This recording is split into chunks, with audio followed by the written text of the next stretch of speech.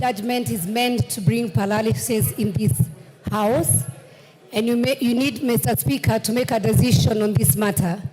Having listened to my colleagues on this judgment, and I've also gone through it, Mr. Speaker, there's a lot of consideration on the status quo as on 6th of October 2022.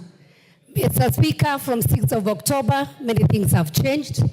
Mr. Speaker, after your ruling, we made committees that were formed in this House. Mr. Speaker, there is also Parliamentary Service Commission that was also formed based on the minority and the majority. We have the IEBC Select Commission. Mr. Speaker, we also, as a House, gave the leadership. Early this month, Mr. Speaker, we also received communication or reconstitution of the committees. And this afternoon, we're meant to have the House Business Committee. And so, Mr. Speaker, the big question I'm asking myself. So, who are going to be the chairs or the membership based on the majority and minority? And I think as a House, Mr. Speaker, and the fact that you're supposed to give a decision, you need to clear the air on the issue of majority and minority. After 2 years, Mr. Speaker, many things have changed. There are post and there are pre-coalition agreements. There are some coalition agreements that were done before the election, Mr. Speaker.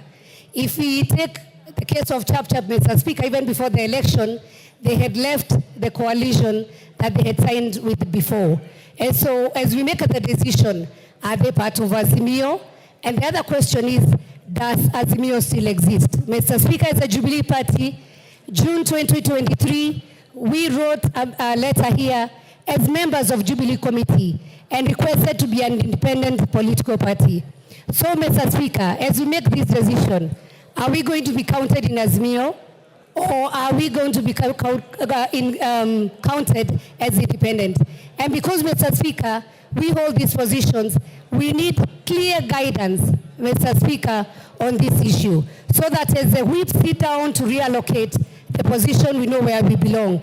Simple mathematics, if people are doubting, we can do mlolongo as year of time. We can do the calculation on who is on Kenya Kwanza, who is on Azimio, and make a decision, Mr. Speaker, instead of wasting time, Mr. Speaker, on precious time where you are supposed to be passing important bills in this republic. Then, Mr. Speaker, finally, there is broad-based government. So where do we stand? Thank you. Otienda Amolo. Thank you.